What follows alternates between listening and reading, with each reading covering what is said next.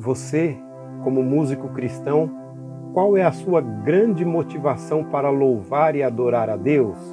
Quais deveriam ser os temas principais de sua música para o Senhor?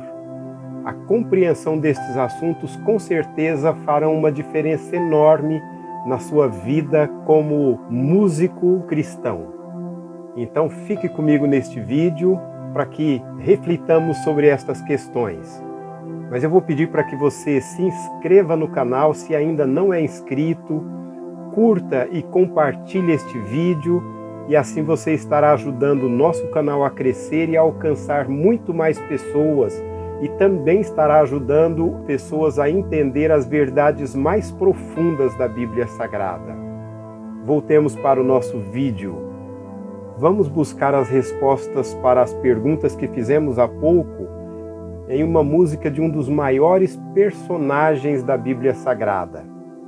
Este personagem cantou um hino após uma grande vitória e o seu segundo hino foi cantado num momento único, um momento adverso, um momento que a gente vai entender um pouco sobre esse momento.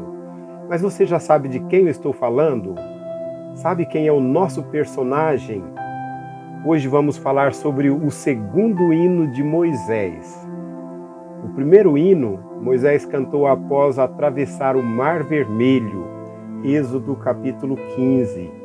E o segundo hino foi cantado pouco antes da sua morte.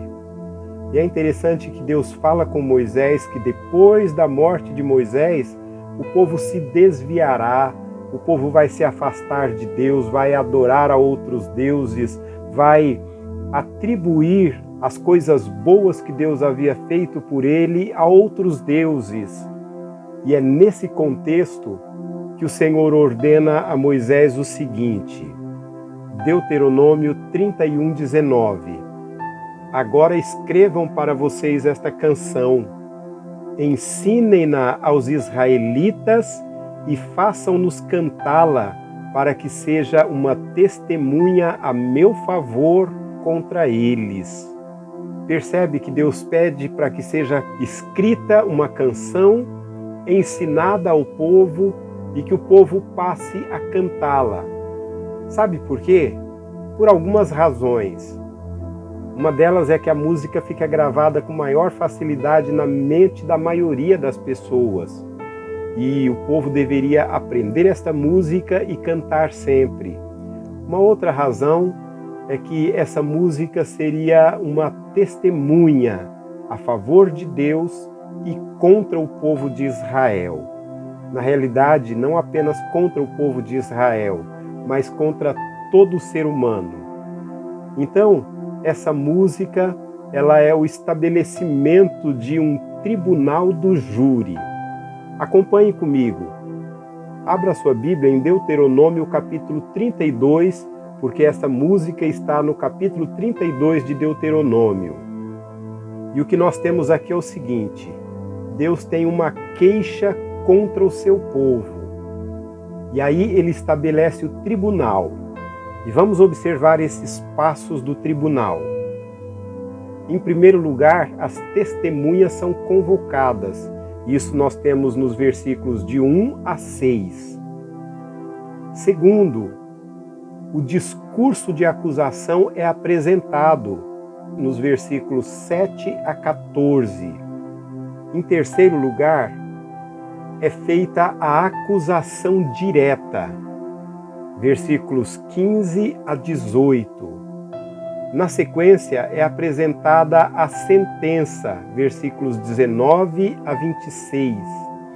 E depois, o próprio juiz faz um lamento, versículos 27 ao 33. Depois é apresentada a deliberação do juízo, versículo 34. E então nós temos a apresentação da decisão, versículos 32 ao 42. E por fim, nós temos um convite ao reconhecimento da sabedoria do juiz. E assim nós temos a estrutura deste segundo hino de Moisés, que é cantado como uma testemunha em favor de Deus e contra o povo. Aprofundando um pouco mais a nossa compreensão nesse hino, nós temos o seguinte: quando Deus convoca as testemunhas, e veja as testemunhas que Deus convoca. Versículo 1: escutem, ó céus, e eu falarei, ouça, ó terra, as palavras da minha boca, e o meu ensino caia como chuva, e as minhas palavras desçam como orvalho, como chuva branda sobre o pasto, como garoa sobre tenras plantas.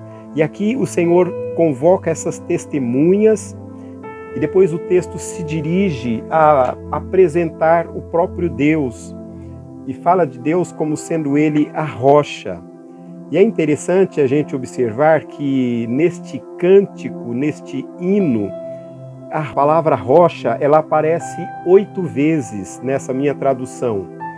A rocha aqui tem o sentido de imutabilidade e de eternidade de Deus. E aí o texto diz que Ele é a rocha, as suas obras são perfeitas, todos os seus caminhos são justos, Ele é Deus fiel, Ele não comete erros, Ele é justo e reto. E quando o hino fala a respeito do homem, aí começa uma situação muito difícil, porque diz o seguinte, versículo 5, seus filhos têm agido corruptamente para com Ele, e não como filhos, que vergonha, são geração pervertida e transviada. É assim que retribui ao Senhor, povo insensato e ignorante? Não é Ele o Pai de vocês, o Criador de vocês, que os fez e os formou? Então, nesse tribunal do júri, é feita a convocação das testemunhas e depois a apresentação do discurso da acusação.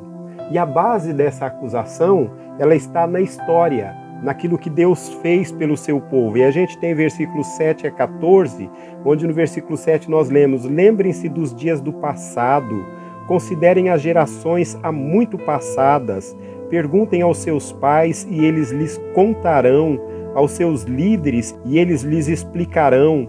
E aí então o texto vai falando quando o Senhor toma o povo de Israel, não por ser um povo perfeito, não por ser um povo grande, mas porque Deus decidiu escolher o povo de Israel para ser o seu povo. E aí Deus o escolhe e o livra da opressão do Egito. Deus conduz esse povo de uma forma única, sobrenatural, na travessia do Mar Vermelho, durante o deserto. Deus sustenta com maná. E aí, então nós temos na história a situação extraordinária, maravilhosa, perfeita daquilo que Deus fez para com esse povo, mas o povo foi rebelde. A acusação direta, então, ela se baseia nesse fato. Versículos 15 a 18, falando da rebeldia do povo. E nessa rebeldia, o povo adora a deuses estranhos, a deuses que o povo nunca havia conhecido, quando na realidade Deus, o Criador de todas as coisas, é o único que tem o direito de ser adorado, porque Ele nos fez, Ele nos formou, Ele nos chamou para si, nos fez o seu povo, mas ainda assim o povo acaba adorando a outros deuses e a deuses estranhos. O povo abandona a rocha que os salvou. E aí na acusação Deus fala que Ele envia a adversidade, versículo 24, por causa da situação terrível do povo. E aí Deus, Ele lamenta. E a deliberação do juiz é apresentada no versículo 34. Acaso não guardei isso em segredo? Não os selei em meus tesouros? Depois ele fala da sua decisão, a vingança pertence a ele e o tempo da execução dessa vingança. Então Deus fala dessas questões que estão para vir contra o povo. Um dos momentos altos desse hino é quando Deus convida a todos para reconhecer a sabedoria do juiz. E é interessante que esse é um convite feito para que louvemos o povo de Israel, como também as outras nações todas louvem a Deus. Versículo 43, cantem de alegria, ó nações, com o povo dele. Então todas as nações são convidadas a cantar a Deus, juntamente com o povo de Deus, em reconhecimento da sabedoria desse juiz. E isso é incrível quando o próprio Deus convida todas as nações a cantar. Mas a cantar o quê? Cantar de alegria. Mas cantar de alegria por quê? Aqui está toda a beleza, toda a grandeza, toda a sabedoria, toda a iniciativa de Deus em favor do povo rebelde. Cantar de alegria por quê? O final do versículo 43, nós lemos: e fará propiciação por sua terra e por seu povo. Isso é tremendo. Deus fará propiciação. Você sabe o que é propiciação? Eu quero resumir da forma mais simples e mais fácil para que você entenda o que é propiciação. Propiciação é a satisfação das exigências. Ou seja, por tudo que nós vimos no cântico, Deus está irado contra o seu povo e Ele tem razão para isso.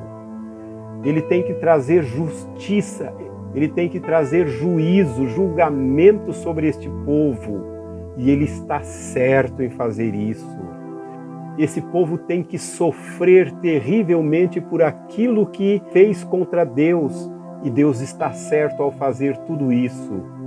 Agora, quando Deus fala de fazer propiciação, é que o próprio Deus toma a iniciativa de satisfazer as suas exigências, de maneira que o povo possa de fato cantar de alegria. Então, a propiciação é um termo que nós encontramos bastante, principalmente no livro de Levítico. E propiciação tem o sentido de que uma vítima inocente, ela morre, o sangue dela precisa ser derramado em favor do culpado. Uma vítima inocente acaba com o seu sangue fazendo com que seja satisfeita ou satisfeitas as exigências do Deus perfeito, do Deus que não erra, do Deus que é justo, do Deus que em tudo que faz, Ele é Deus. Nós temos 2 textos no Novo Testamento que falam dessa propiciação. Não apenas aquela propiciação que ela era feita de forma mais simbólica lá no Antigo Testamento, mas da propiciação real, verdadeira, plena, completa, única e eterna. E essa propiciação é feita através de Jesus Cristo, o inocente que derrama o seu sangue para que a nossa propiciação aconteça diante de Deus. O primeiro desses textos está em 1 João 2,2, que nos diz o seguinte: Ele é a propiciação pelos nossos pecados, e não somente pelos nossos, mas também pelos pecados de todo o mundo. O outro texto, 1 João 4,10. Nisto consiste o amor, não em que nós tenhamos amado a Deus, mas em que Ele nos amou e enviou o seu Filho como propiciação pelos nossos pecados. O impressionante aqui não é a grandeza da rebeldia do homem, mas quando Deus convida o homem para cantar de alegria, é por causa disso, porque o que impressiona de fato aqui é a grandeza do amor de Deus, é a capacidade de Deus de manifestar sua graça de forma muito maior que o pecado de toda a humanidade. E quando a gente entende que Deus é que toma a iniciativa e também a acabativa, ou seja, Ele começa e Ele termina, Ele conclui a obra da propiciação dos nossos pecados. E quando a gente entende isso, então cantar a graça de Deus é apenas uma reação favorável a tudo aquilo que Ele fez. Quando a gente canta a graça, a gente está cantando aquilo que Ele fez de forma tão especial por nós lá na cruz do Calvário. Ele fez a nossa propiciação. E quando a gente canta nada além do sangue, porque é esse sangue que nos lava dos pecados, que nos traz restauração, nada além do sangue, nada além do sangue de Jesus, porque Deus, para fazer a nossa propiciação, Ele não precisou de mais nada além do sangue de Jesus, porque o sangue de Jesus é pleno, é perfeito, é poderoso para nos perdoar completamente. E aí a gente olha para essa propiciação especial que Deus fez por nós e a gente encontra razão para cantar, chorar, derramar o coração e as lágrimas diante de Deus, cantando, por exemplo, Amazing Grace, graça maravilhosa, que salvou um miserável como eu, que estava cego, perdido, mas agora foi encontrado. Maravilhosa graça de Deus que fez a propiciação pelos meus pecados. Deus deu a Moisés a ordem para que escrevesse o hino, cantasse e ensinasse o povo. E nós agora olhamos para o capítulo 32 de Deuteronômio e vemos este hino que foi cantado, onde Deus convoca um tribunal. Mas Ele encerra esse tribunal nos convidando a cantar, porque Ele faz a propiciação por nós. Ele se oferece, porque Jesus é Deus, Ele se oferece para satisfazer a necessidade, para satisfazer as exigências e assim nos colocar novamente em paz com Deus.